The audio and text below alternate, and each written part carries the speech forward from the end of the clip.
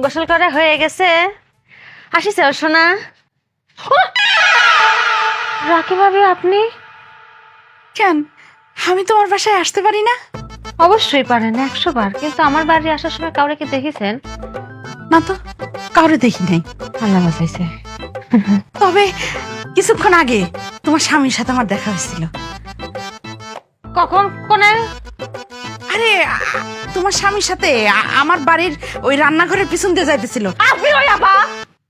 মানে কি? ও, না কিছু না। কন কন, কি হয়েছে কন? আমার বাড়ির সামনে দিয়ে তোমার স্বামী যাইতেছিল আর কি। তখন দেখলাম, মাশাআল্লাহ, তোমার স্বামী দেখতে কি সুন্দর, উঁচা লম্বা চওড়া। হ্যাঁ, মানে একদম তামিল হিরোর মতো।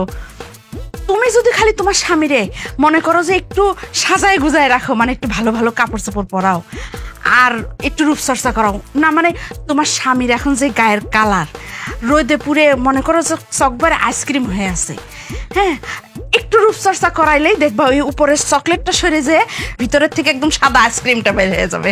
সর্বনাশ দেখছে। কি হলো, তোমার আবার কি হয়েছে? হ্যাঁ, আবার প্রেশার ফল করেছে।